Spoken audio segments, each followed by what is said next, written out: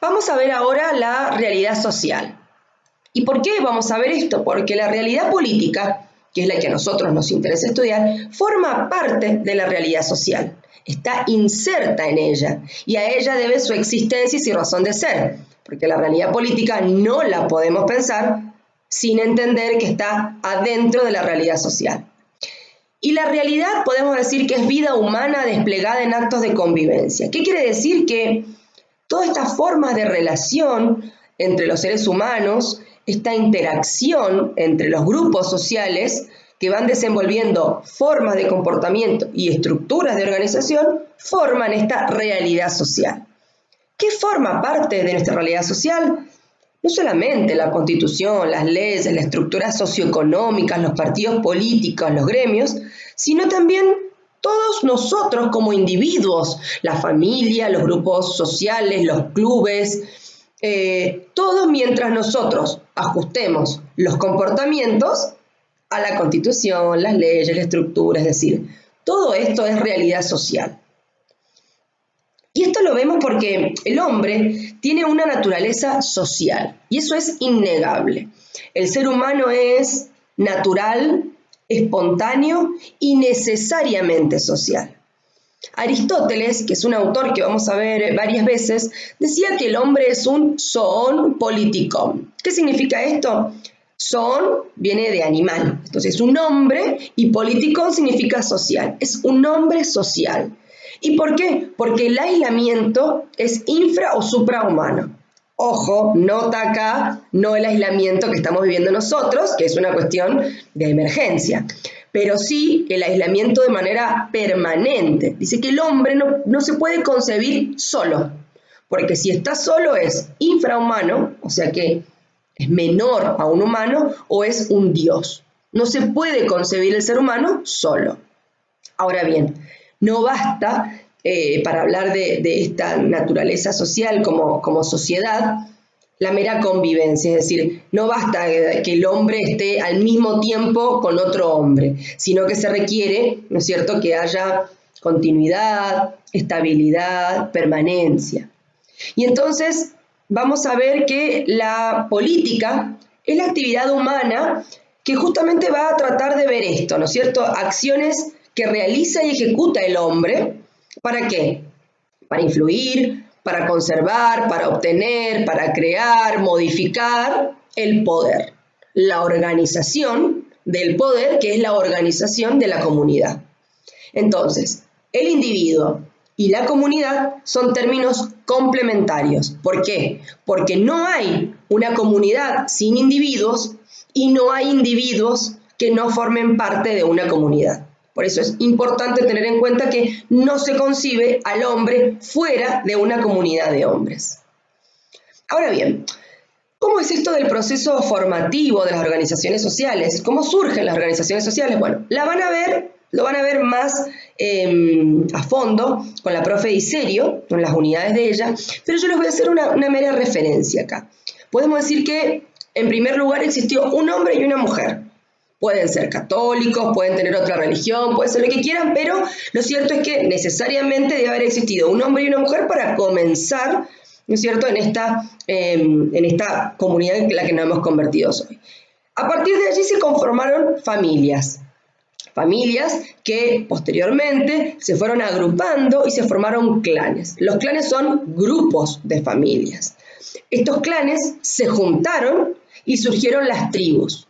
A su vez, estas tribus se fueron juntando y formaron los pequeños o primeros pueblos, que son las comunidades primitivas, las primeras comunidades primitivas ya grandes, poblaciones que nosotros conocemos. De ahí se fue evolucionando hasta las comunidades modernas que tenemos hoy. Es decir, que siempre el individuo a lo largo de la historia se ha ido comportando, se ha ido moviendo en sociedad, en comunidad. Ahora bien, cuando hablamos de qué es la sociedad, qué entendemos por sociedad, tenemos que ver que nos podemos referir en dos sentidos. En un sentido genérico y en un sentido específico. Cuando hablamos de un sentido genérico, nos estamos refiriendo a el conjunto de interacciones humanas. Es decir, que hay sociedad cada vez que entre dos seres humanos hay interacción, hay contacto social. Y entonces podemos decir que si yo voy a la librería de mi casa, cerquita de mi casa, a comprar una cartulina, puedo decir que hay sociedad porque estoy interactuando. Voy a la verdulería y compro bananas, estoy interactuando, podemos decir que hay sociedad en sentido genérico. Ahora bien, cuando hablamos de sociedad en sentido específico, nos estamos refiriendo a individuos relacionados entre sí por la vida en común, una acción recíproca de vida en común. ¿Qué quiere decir? Que tenemos que hablar de una formación social, donde tenemos hombres que se interrelacionan de manera permanente, hombres que conviven y que están en constante contacto. Entonces, cuando hablamos de sociedad en sentido específico, ya no alcanza con que vaya a la verdulería para que haya una sociedad en sentido específico, salvo que sea la verdulería de mi barrio a la que yo voy asiduamente. Si yo voy periódicamente, ¿sí?, a esta verdulería donde hay convivencia, donde hay trato recíproco, común y permanente, con esta estabilidad de la que hablábamos recién, que nos dice Aristóteles, podemos hablar de sociedad en sentido específico. Por eso hablamos de la sociedad mendocina, la sociedad argentina, la sociedad maipucina, es decir, nos circunscribimos a un grupo de personas que tienen convivencia e interacción de manera permanente y específica.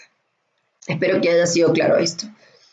Ahora bien, antes de pasar al otro punto, tenemos que hacer un pequeño análisis o una pequeña referencia a qué es la sociología. Y esto lo analizamos porque si estamos diciendo que la sociedad, la realidad social, es la que le da lugar o cabida a la realidad política, bueno, tenemos que ver cómo se estudia esta sociedad. Y entonces, por eso nos interesa saber que la sociología es la disciplina que se encarga del estudio de lo social. Y lo que hace es analizar los fenómenos del mundo. El mundo de la cultura, el mundo de las ideas, es decir, estudia esto fenomenológico. Y justamente en el siglo XX, la aspiración de la sociología fue comprender y explicar el funcionamiento de la sociedad en su totalidad, como un gran sistema social. Y justamente lo que se buscaron fueron el desarrollo de teorías que analizan la naturaleza, el funcionamiento de todas las dimensiones de la vida social. Es decir, que justamente buscaban explicar esto, cómo la sociedad funciona, cómo se conforma, cómo se transforma, cómo vive. Ya a fines del siglo XX empezaron a ver como temas dominantes en la sociología. Analizar la vida cotidiana, analizar el Estado, analizar la burocracia, la legitimidad y el poder, entre varias cosas. Tenemos que tener en cuenta que lo social, que son las sociedades, instituciones políticas, las políticas públicas, las religiones, las modas, las costumbres, los valores, todo esto es producto humano, ¿sí? Y tiene como característica que va al cambio permanente, pero no en un sentido revolucionario, sino en un sentido procesual. ¿Qué quiere decir esto? Todo lo social sigue al individuo y el individuo está en permanente cambio. Y entonces las instituciones, esta moda, nuestra cultura, los valores van cambiando también, van cambiando junto con el hombre. Cuando decimos que no es revolucionario es porque no es brusco, no es de un día para el otro, pero sino que poco a poco la misma sociedad va cambiando. Y entonces la idea de normalidad, lo que nosotros consideramos como normal, está referido a la frecuencia con que encontramos un determinado fenómeno en la sociedad. Y entonces analicemos. Hace muchísimos años atrás, hace siglos atrás, lo normal era que la mujer se quedara en casa cuidando a los hijos y el hombre trabajara. De a poco esto fue cambiando, ¿sí? La mujer empezó a tener otro protagonismo, otros roles, y de pronto la mujer salió a trabajar, la mujer ha tenido derechos políticos, la mujer ha llegado a altos cargos ejecutivos, gubernamentales, y entonces hoy lo normal es ver que una mujer trabaje y quizás lo menos normal o lo menos habitual es encontrar una mujer ama de casa pura y exclusiva dedicada al hogar y a los hijos. Entonces, esto es porque la sociedad ha ido cambiando. No estamos diciendo que sea mejor ni peor, sino que es la mutación de lo social. Y así con un montón de cosas. Años atrás era impensado sostener que el Estado podía autorizar, por ejemplo, el casamiento de personas de un mismo sexo. ¿Sí? Lo normal era el matrimonio entre un hombre y una mujer.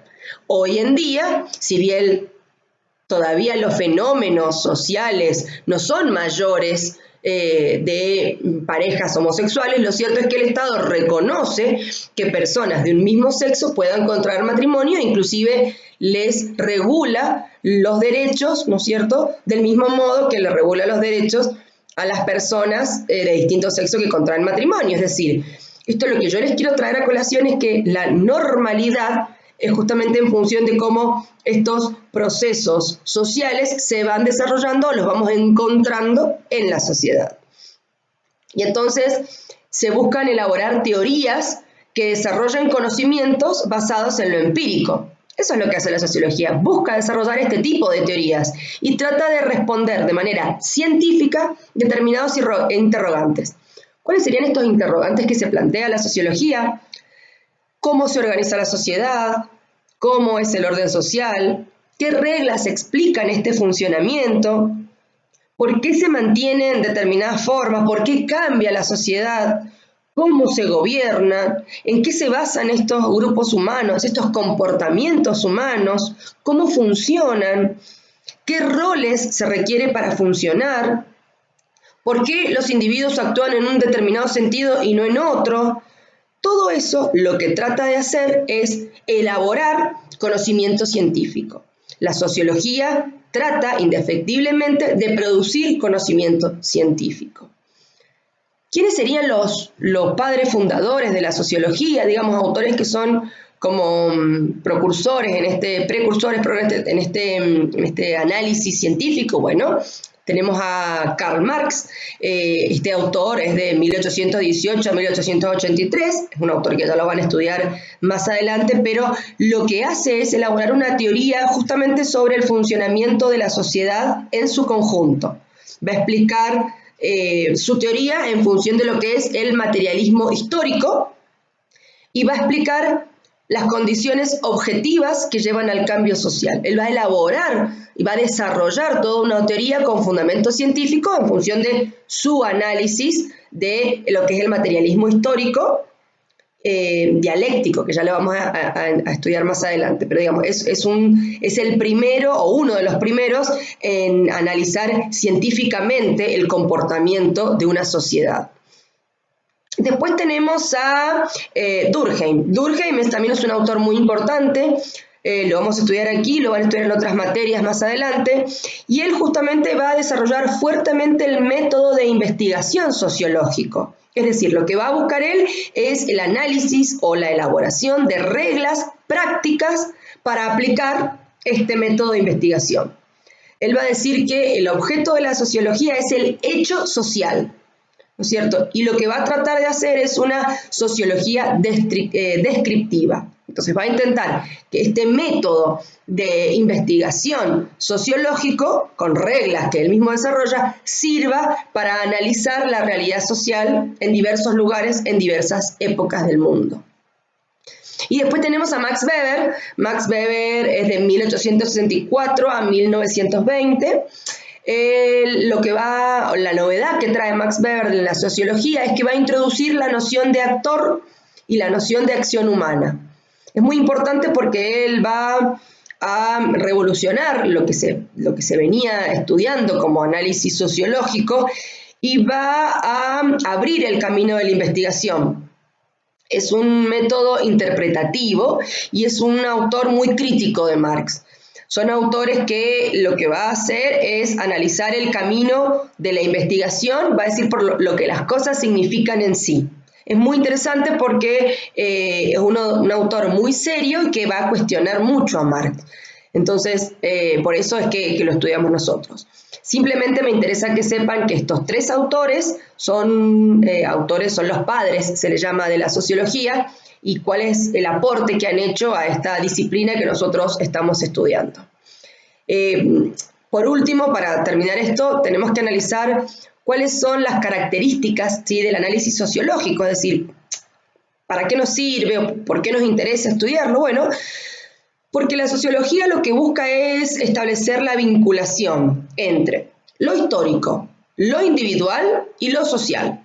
Trata de ver cómo se unen, ¿no es cierto?, estos diferentes ítems. Y lo que va a tratar de buscar es las relaciones causales, es decir, si lo que le sucede a una persona, a una familia, a un grupo social, como un caso aislado, objetivamente aparece en otro lado, en otra sociedad del mismo momento. Y entonces va a intentar ver cómo hay ciertas cuestiones que son reglas de comportamiento individual o reglas de comportamiento global. Por otro lado, va a también buscar la desagregación de la situación global en variables. ¿Qué quiere decir? Va a analizar los fenómenos sociológicos y va a ver si se pueden desagregar en fenómenos específicos determinados. Y justamente lo que quiere hacer es ver cuáles son los factores que componen un determinado comportamiento y cómo funcionan, ¿no es cierto?, esos factores. Tiende también a la contextualización. ¿Y qué quiere decir? Bueno, busca entender los fenómenos sociológicos en el contexto en el que se dan, es decir, en qué parte del mundo, en qué época histórica, para poder darle significado. Busca un análisis diacrónico. ¿Qué quiere decir?